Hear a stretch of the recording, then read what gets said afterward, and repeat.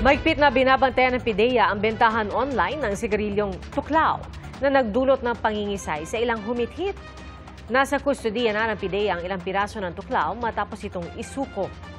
Saksi, si June Veneracion.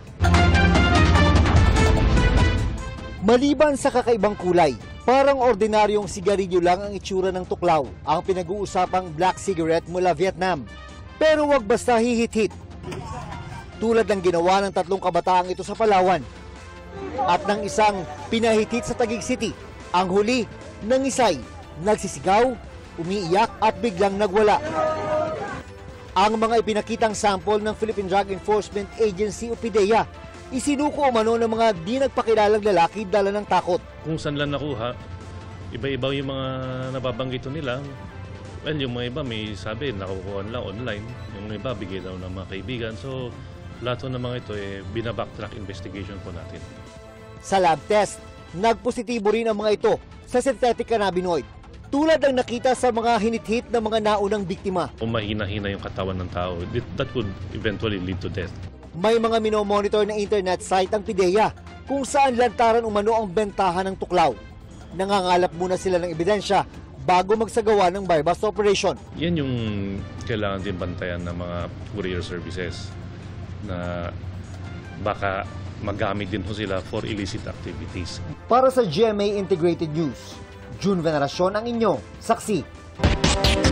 Tatalakayin sa susunod na bilateral consultation mechanism ang banggaan ng 2 barko ng China sa Baho de Masinloc. Ayon sa National Maritime Council, sa kabila ng insidente yan, hindi raw magpapadala ang Pilipinas ng barko ng Navy para samahan ang mga misyon ng PCG at BFAR. Saksi, si Chino Gaston. Nitong August 17, magkakasamang naglayag malapit sa Lubang Island sa Mindoro ang mga warship ng Pilipinas, Australia at Canada. Bahagi ito ng Philippine-Australia Alon Military Exercises na magpapatibay ng interoperability o kakayahang magsanib puwersa ng magkakaalyadong bansa. Ito ang pang-12 joint sail ng Pilipinas at mga kaalyadong bansa sa karagatan mula 2023. Naniniwala ang Philippine Navy na mabisang pangkontra sa panggigipit ng China ang mga joint sail sa karagatan.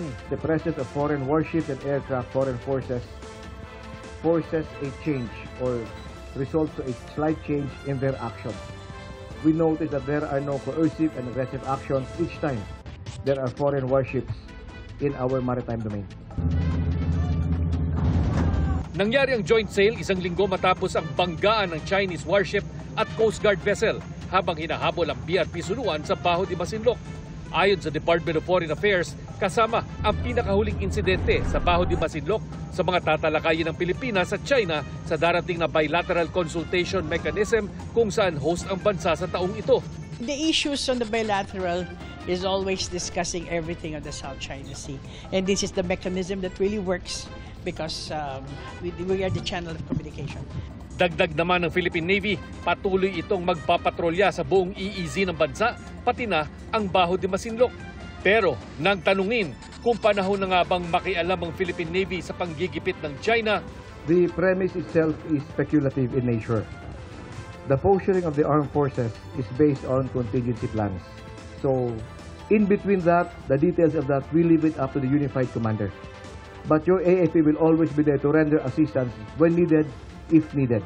ang isang security analyst nag-aalala sa posibleng ganti ng China. They have to show that you cannot just get away causing China to lose face. There will be consequences. Yung nakitang Chinese Coast Guard vessel doon sa mouth ng Manila Bay. I heard the Chinese Coast Guard is planning to conduct yung patrol just within our 12 nautical miles territorial waters. May lumalabas ngayon na in order yata yung Chinese Coast Guard to see to it that they will ensure that our Coast Guard could never leave the 12 nautical territorial waters. Kahapon, sinabi ng National Maritime Council na hindi ipadadala ang mga warship ng Philippine Navy para samahan ng mga PCG at BFAR missions sa Baho de Masinloc. Napakaliwanag ng direktibo natin, Pangulo. Hindi tayo magpo-provoke kasi we do not know what will happen if two Navy vessels are there. Kasi doon pwede mangyari miscalculation, misjudgment. Hindi naman nasasabi dahil hindi tayo nag-deploy doon na naduduwag tayo, hindi. We are just being prudent, we're just being practical. And we do not want this a situation to escalate. And if ever it escalates, it is not to the best interest of our country. Hindi nagpapatinag ang Philippine Coast Guard at patuloy na maglalayag papuntang Baho de Masinloc para magpatrolya at bantayan ang mga mangingisda. Handa rin daw ang buong gobyerno sakaling maulit muli ang panggigipit at panghaharang ng China doon. Para sa GMA Integrated News, ako si Chino Gaston, ang inyong saksi. Hiniling ng kampo ni Vice President Sara Duterte sa Korte Suprema na ibasura ang inihaing motion for reconsideration ng Kamara. Ang apela ng mababang kapulungan ay kaugnay sa desisyon ng kataas-taasang hukuman na labag sa saligang batas ang Articles of Impeachment laban sa Vice Presidente. Ating saksihan. Kinumpirma ng abogado ni Vice President Sara Duterte na naghain na sila ng komento sa motion for reconsideration ng Kamara sa Supreme Court.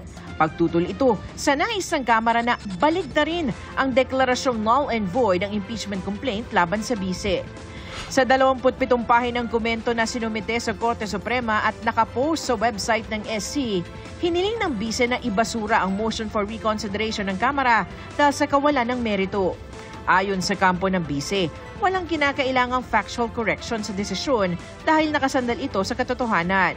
Mga diversion o paglilihis lamang daw ang mga ito sa tunay na rason ng desisyon. Gate ng kampo ng Vice, nag-commit ng grave abuse of discretion ng Kamara at sadyang binaliwala ang mga inilatag ng konstitusyon na mga limitasyon sa kapangyarihan nito na mag-impeach. Si Vice President Sara Duterte nagpunta sa Kuwait kung saan binisita niya ang Filipino community doon. Ayon sa Vice, kwenesyon ng kampo ng ama niyang si dating Pangulong Rodrigo Duterte ang jurisdiksyon ng International Criminal Court o ICC sa kaso. Nabanggit din niya ang hiling na interim release ng kampo ng ama o ang pansamantalang paglaya habang dinidinig ang kinakaharap niyang kaso.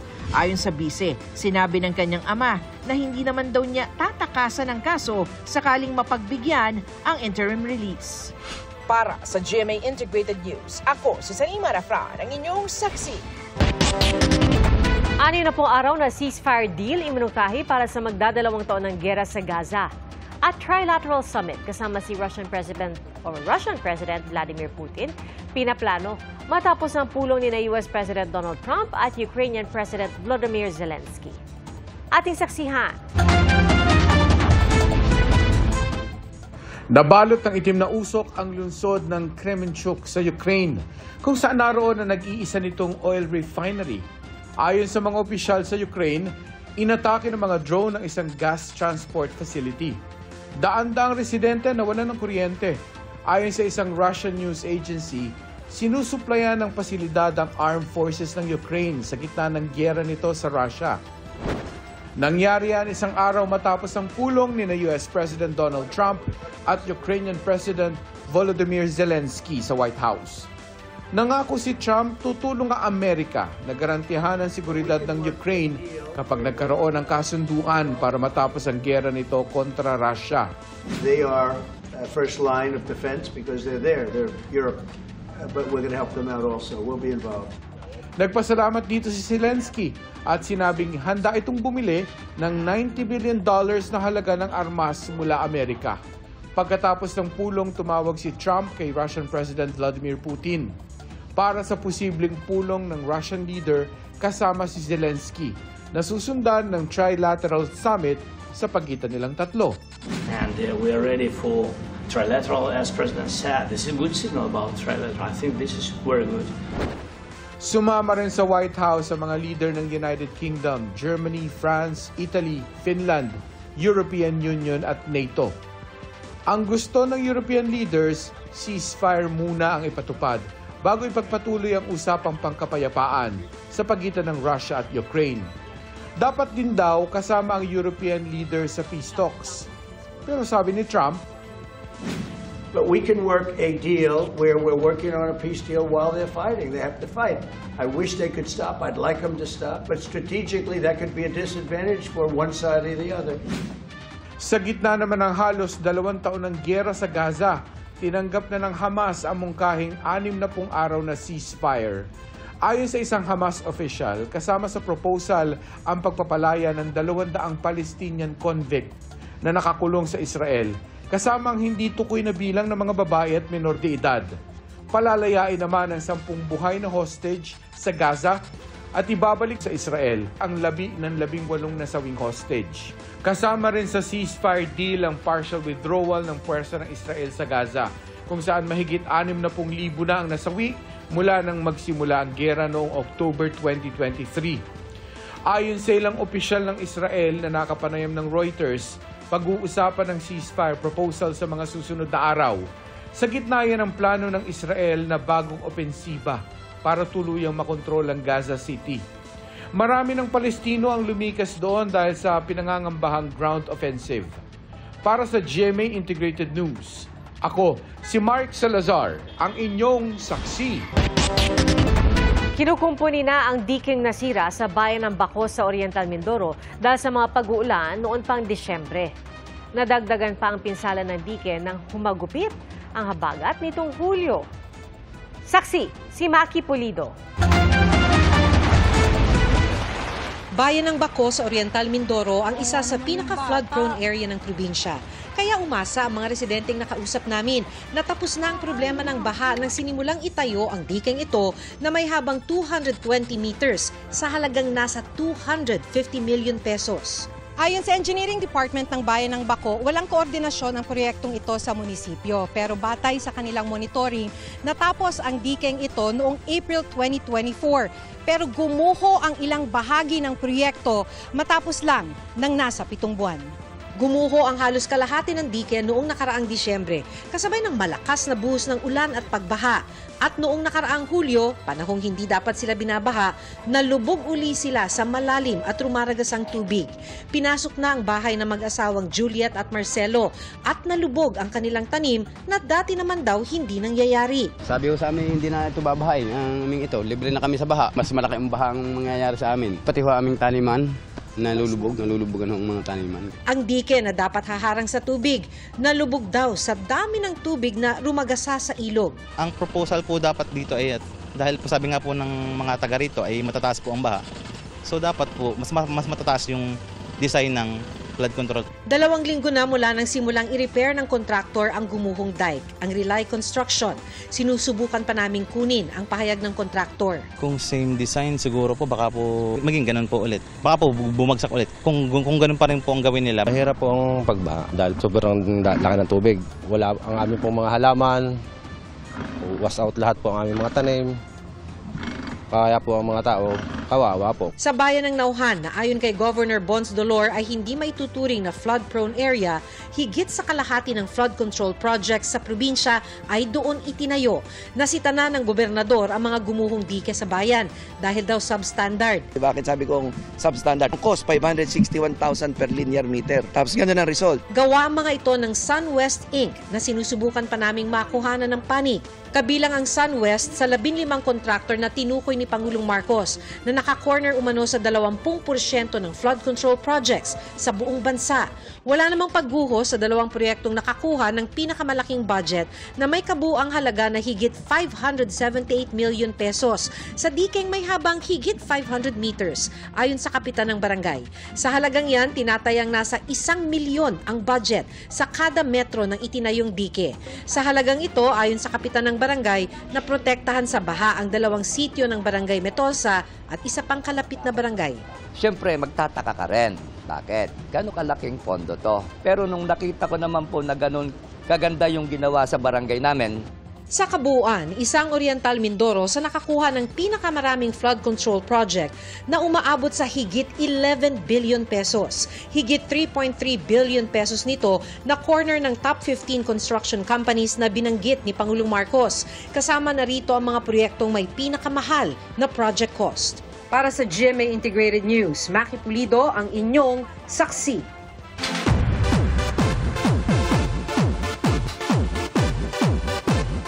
Priority ngayon ni ex-PBB housemate Shuvi Etrata ang pagkakaroon ng sariling bahay. At abala sa iba't ibang proyekto si Shuvi, kabilang na ang seryeng Master Cutter kung saan makakasama niya si Kapuso Primetime King Dingdong Dantes.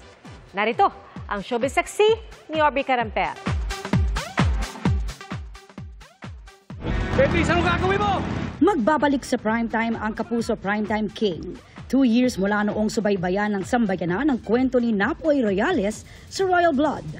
Aabangan naman ngayon si Ding Dong Dantes sa panibagong series na Master Cutter. Very interesting title, very interesting concept. Siyempre, something na bago para sa television, kaya sobra ako excited din. Makakasama ni Ding Dong ang dati na niyang nakatrabaho na si Max Collins. Gayon din sina Joe Berry, Tonton Gutierrez, Joey Marquez, Polo Ravales at ang ex-PBB housemates na sina Shuvi Etrata at Charlie Fleming. Actually, kailan lang po parang nag-usap kami sa loob ng PBB saying na we want to work together. Sa hiwalay na event, shinare ni Shuvi ang kanyang latest goals. Nagsisipag daw si Shuvi para sa kanyang mga kapatid. Goal daw niya na magkaroon sila ng sariling bahay. At ngayong kumikita na, masino pa rin ang island ate ng Cebu. At imbes na luxury items ay lupa raw ang kanyang binili. Ang sa akin na lang, bibiling ko yun ng lupa. Mura lang lupa, so mas lupa po ako ngayon and mas more on saving. Hindi lang on-screen may ipinaglalaban si Tera Bianca Umali. Ikaw ang mamumuna sa pagliligtas ng Encantadia. In real life, advocate si Bianca para sa breast cancer awareness. Sa isang panel, ibinahagi ni Bianca ang kahalagahan ng screening at early detection. It's because I lost my mom to breast cancer when I was 5. Mahalaga sa akin to spread awareness of what self-care and what women's health really means, especially to the younger generation, because I wouldn't want any other little girl to go through what I went through. Sa Toronto, Canada naman, nagpasaya ng mga kapuso abroad si Kapuso Primetime action hero Ruru Madrid.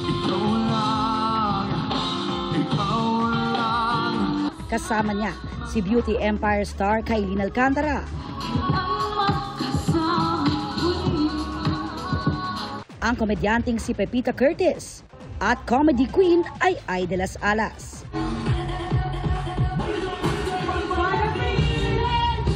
Walang palya sa performances on stage para sa Sparkle World Tour Taste of Manila 2025. Sa New Jersey, USA naman nag-perform si Cruz vs. Cruz star Vina Morales.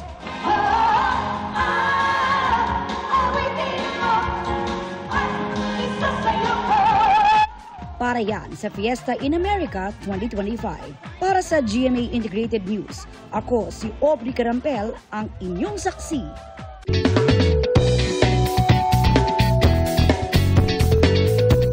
Mga kapuso, kayo ba ay skibidi o delulu? At ano ang napupusuan ninyong inspo? Nakapasok po kamakailan ang mga salitang yan sa Cambridge Dictionary. Saksi, si Nico Wahe. Skibidi, delulu. Look, na ang spelling ay L-E-W-K at tradwife. Ano raw? Alam mo ba kung ano yung delulu? Hindi ko alam yung delulu. Hula lang, sir. Ano yung tingin yung delulu? Delulu, parang medyo, lutang, ganun siguro. Wiz mo ba knows? Hindi mo ba alam? Ang mga nauusong terminong yan online, nasa Cambridge Dictionary na. Ilan lang sila sa libo-libong salitang isinama kamakailan. That's so skibidi, ika nga ng mga Gen Alpha. Pero ano nga ba ang kahulugan ng salita? Ipinasubok namin sa mga kapuso online. Use skibidi in a sentence. Ayon sa isang netizen, pwedeng sabihin, ang ganda, skibidi. Kapag ganyan daw, ibig sabihin ay talaga namang napakaganda ng tinutukoy. Ginamit din ito noong nakaraang taon nang binatilyong kapitbahay sa isang episode ng Pepito Manaloto. Nananadya ka ba? What the Sigma? Ate Clarissa, you're so skibidi. Kung skibidiin ko yung mukha mo, mag-sorry ka nga. Ayon sa Cambridge Dictionary, sari-sari ang kahulugan ng skibidi. Pwedeng cool, pwedeng bad, o hindi maganda. At pwede ring slang na ginagamit lamang sa biro. Nabuo raw ito dahil sa animation na nag-viral online. Ito namang isa, tila maraming makaka-relate. The word, delulu. Use delulu na sir. Super delulu ko sa mga idols ko. Napahugot ang isang netizen. Akala raw ay mahal siya. Pero, delulu lang pala niya yun. Go lang sa pagiging delulu ang isa pa, na-crush din siya ng crush niya. Isa pang example ng pagiging delulu, naniniwalang iibig sa kanya ang sikat na artista. Pasok yan sa kahulugang nasa Cambridge Dictionary na ang delulu ay isang forma ng salitang delusional. Ito ay pagpiling maniwala sa isang bagay na hindi naman totoo. Aray naman. Iba yung mundo mo sa totoong reality. Pinipili mo yung sarili mo nang hindi naman yun yung actual na nangyayari. Ayon sa ilang kapuso online, ang tradwife ay asawang piniling gampanan ng traditional gender roles o maging housewife at maging in charge sa gawaing bahay at suportahan ng kanyang kabiyak. Ganon din naman ang nakasaad sa Cambridge Dictionary. Yung tradwife, alam niyo. Traditional wife? Pero may dagdag na ipinopost ng traditional wife sa social media. Ang pagluluto, paglilinis at pag-aalaga sa kanyang mga anak. Isinama rin kamakailan ang salitang L-E-W-K, look, na ibang forma lang ng L-O-O-K, look o itsura sa Ingles. Ibig sabihin ay style, fashion o outfit, lalo na kung kakaiba. Kaugnay niyan ang inspo, short for inspiration, o yung mga bagay na gustong gayahin, gaya na lang ng mga nauusong OOTD o outfit of the day. Kakaiba man sa pandinig, patunay lang yan na nagbabago ang wika sa paglipas ng panahon, at lalo na sa iba-ibang grupo o henerasyon. Dati pang sinabi ng isang linguista na malaki ang papel dyan ng social media. May futility of resistance eh. Akala natin na pangit or maganda, hindi. Maski anong gawin mo, mag-e-evolve at mag-e-evolve yung mga groups, mga social groups na yan ng kani-kanilang vocabulary. Nagiging mas mapanlikha because of social media. Na-democratize na ang media. Maski sino pwede nang mag-post. Para sa GMA Integrated News, ako si Nico Wahe, ang inyong saksi. Mga kapuso, maging una sa saksi. Mag-subscribe sa GMA Integrated News sa YouTube para sa iba't ibang balita.